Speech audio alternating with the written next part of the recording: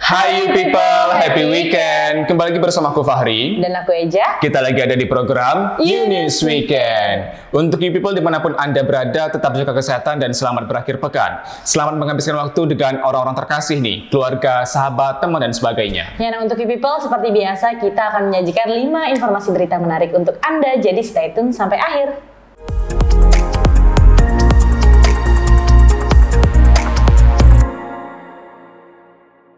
Nah oke Fahri, nggak kerasa kan kita bentar lagi bakal ngerayain Hari Idul Fitri. Bener banget tuh, Biasanya kalau lebaran tuh yang identiknya apa sih? Biasa kalau lebaran identik dengan Lontong, ketupat, opor, rendang, dan pastinya kue lebaran.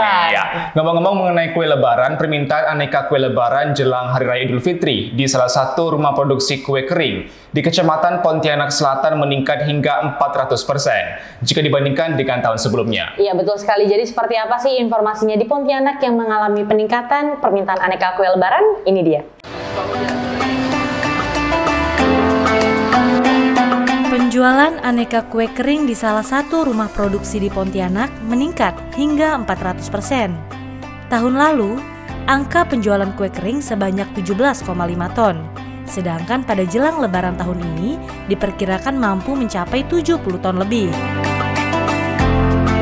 Selain menyediakan 250 jenis makanan dalam kemasan pabrik, rumah produksi milik seorang ibu rumah tangga ini juga menjual berbagai jenis kudapan, hasil produksi pelaku UMKM setempat.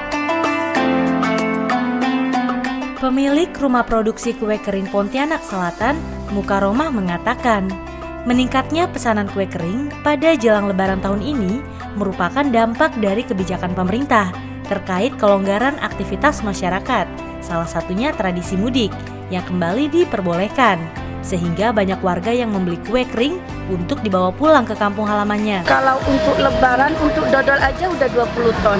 Untuk barang-barang lain ya sekitaran hampir kali ya, kalau dengan semua jenis barang itu 70-an ton. Ada sekitar 250-an jenis kue yang ada di toko kita. Mulai dari harga 15.000 per kantongnya ya, setengah kilo. Sampai berapa Kak? Sampai 40 ribuan. Mukaromah menambahkan, untuk memenuhi seluruh pesanan yang tersebar hingga 14 kabupaten kota di Kalimantan Barat, dirinya juga menambah pasokan beberapa jenis kue dari Pulau Jawa sebanyak 10 ton. Dirinya memperkirakan, mulai dari awal Ramadan hingga 7 hari jelang lebaran, omset yang didapat mencapai 180 juta rupiah.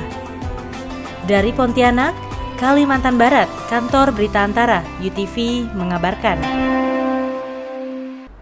Oke Fahri, untuk berita selanjutnya aku mau ngajak you people ke Solo, Jawa Tengah nih. Jadi di sana ada sebuah madrasah yang memiliki tradisi unik nih setiap bulan Ramadan. Iya, para santri mengaji dengan media penerangan lampu minyak dan lilin. Cara ini dilakukan santri agar lebih khusyuk dalam mengaji dan mendalami isi kandungan Al-Quran. Ya, jadi seperti apa sih tradisi unik setiap bulan Ramadan di Solo, Jawa Tengah? Ini dia.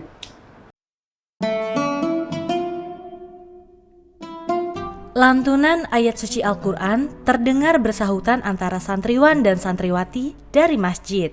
Salah satu madrasah di Solo, Jawa Tengah ini mengajak para santri untuk mengaji di malam hari dengan suasana tempo dulu, cahaya penerangan yang redup.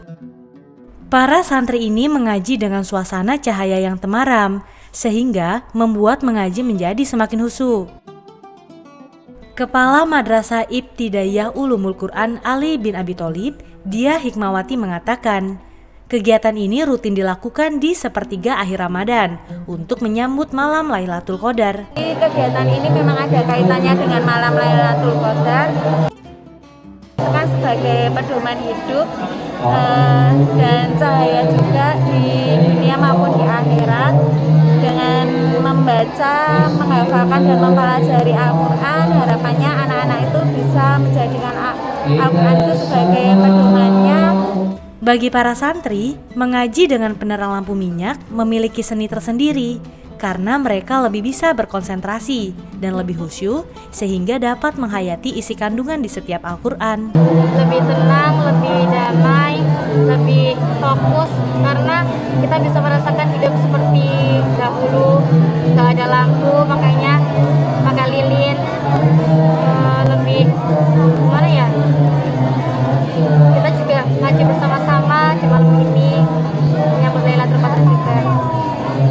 Tradisi mengaji dengan lampu minyak dan lilin ini rutin dilakukan setiap bulan Ramadan. Terdapat filosofi di balik penggunaan lampu minyak dan lilin. Untuk penerangan dalam melakukan tadarus, pihak madrasah ingin para santri menjadi penerang bagi masyarakat di sekitarnya. Selain itu, mengaji dengan lampu minyak mengajarkan santri untuk hidup sederhana, karena hidup tak perlu mewah dan gemerlap, asalkan bisa hidup dengan damai dan mengajarkan hakikat dan menjalani ibadah di bulan suci Ramadan.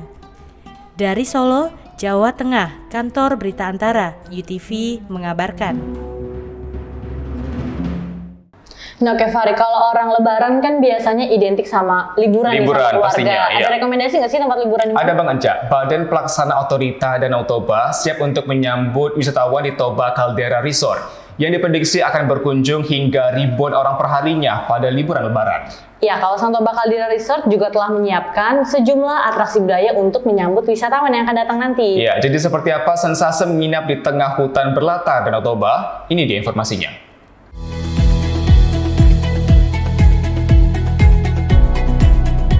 Untuk mendukung pemulihan ekonomi dari sektor pariwisata, Kemenparekraf melalui Badan Pelaksana Otorita Danau Toba menyiapkan sejumlah atraksi di kawasan Toba Caldera Resort, Kabupaten Toba, Sumatera Utara, guna menyambut wisatawan yang berlibur pada libur Hari Raya Idul Fitri. Berdasarkan data, sebelum dilakukannya pembatasan pergerakan masyarakat, rata-rata jumlah kunjungan wisatawan pada akhir pekan di Caldera Nomadic Escape sebanyak 1.000 orang per hari.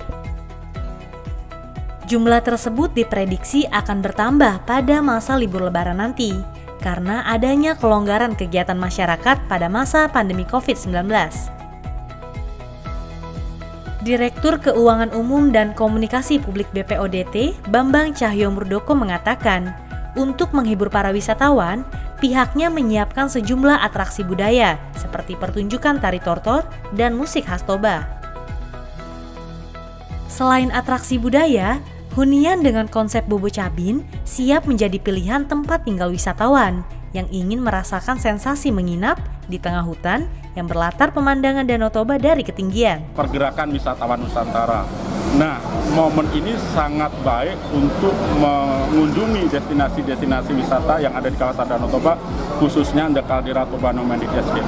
Nah, kami dari Badan Pelaksana Otorita Danau Toba sudah mempersiapkan sedemikian rupa untuk menyambut kedatangan wisatawan yang ada di kawasan Danau Toba, khususnya masyarakat Sumatera Utara umumnya, dengan berbagai aktivitas di sana.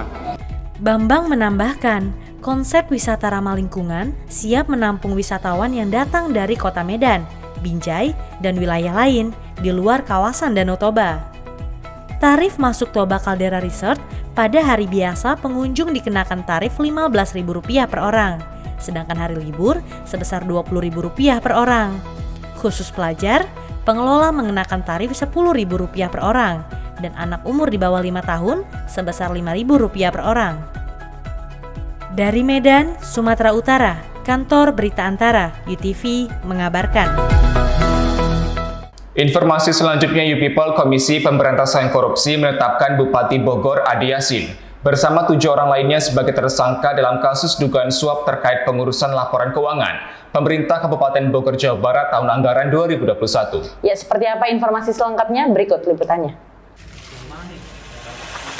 Ketua KPK Firly Bahuri saat jumpa pers di Gedung KPK Jakarta, Kamis dini hari mengatakan, berdasarkan keterangan dan bukti yang ada, KPK menetapkan tersangka pertama pemberi suap, yakni Bupati Kabupaten Bogor, periode 2018-2023. Kemudian 3 tersangka pemberi suap lainnya, yakni Sekretaris Dinas PUPR Kabupaten Bogor berinisial MA, Kasubit Kas Daerah BPKAD Kabupaten Bogor berinisial IA, dan pejabat pembuat komitmen Dinas PUPR Kabupaten Bogor berinisial RT. Sedangkan 4 tersangka penerima suap, yakni Pegawai BPK Perwakilan Jawa Barat, Kasub Auditorat Jabar 3, Pengendali Teknis ATM, Pegawai BPK Perwakilan Jawa Barat, Ketua Tim Audit Interim Kabupaten Bogor, AM, Pegawai BPK Perwakilan Jawa Barat, Pemeriksa HNRK, dan Pegawai BPK Perwakilan Jawa Barat, Pemeriksa GGTR. Pertama, tersangka sebagai pemberi suap. 1 AY Bupati Kabupaten Bogor periode 2018-2023, 2 MA Sekretaris Dinas PUPR Kabupaten Bogor, 3 TA Kasubdit Kas Daerah BPKAD Kabupaten Bogor, RT PPK pada Dinas PUPR Kabupaten Bogor. AY selaku Bupati Bogor periode 2018-2023 berkeinginan agar Pemkab Bogor kembali mendapat predikat wajar tanpa pengecualian untuk tahun anggaran 2021 dari BPK Perwakilan Jawa Barat. Dalam kegiatan tangkap tangan ini, KPK menyita barang bukti berupa uang dengan total 1,24 miliar rupiah yang terdiri dari 570 juta rupiah uang tunai dan rekening bank dengan jumlah 454 juta rupiah. Adi Yasin diketahui berasal dari keluarga yang kental dengan politik. Ayahnya Muhammad Yasin merupakan tokoh P3. Dari Jakarta, Kantor Berita Antara, UTV mengabarkan.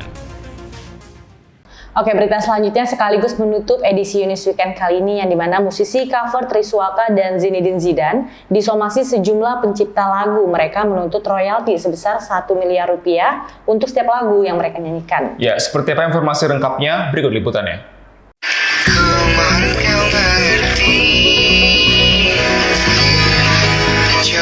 Permasalahan yang menimpa Triswaka dan Zinedine Zidane berbuntut panjang. Polemik kedua musisi cover ini muncul setelah mereka memparodikan gaya bernyanyi Andika Kangen Band.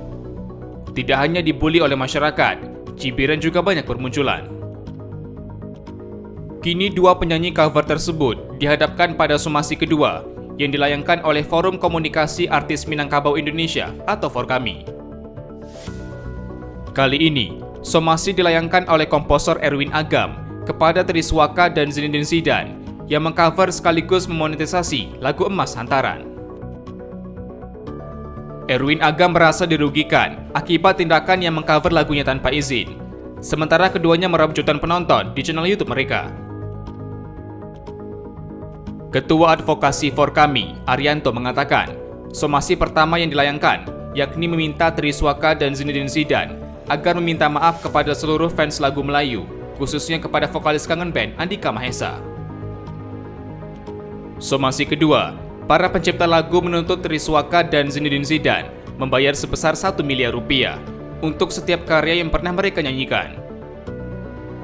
Tak hanya itu, Arianto juga menuntut keduanya membayar kerugian material dan non-material untuk total 10 lagu dengan jumlah 10 miliar rupiah. Di sini kami organisasi perwakilan dari pencipta lagu Melayu. Ada beberapa pencipta lagu menghubungi kami untuk melakukan laporan pidana dan gugatan perdata di pengadilan niaga. Maka kalau untuk melakukan gugatan perdata, kami meminta ganti rugi kerugian material dan immaterial 10 miliar dari 10 lagu. Tim UTV mengabarkan. Informasi tadi sekaligus mengakhiri Yunis Weekend edisi kali ini. Saksikan Yunis Weekend edisi selanjutnya setiap hari Sabtu pukul 11 waktu Indonesia Barat di YouTube Official TV. Ya, nah untuk you people dimanapun kalian berada, tetap jaga kesehatan dan selamat menyambut Hari Raya Idul Fitri 1443 Hijriah. Salam sehat, sampai jumpa. Bye.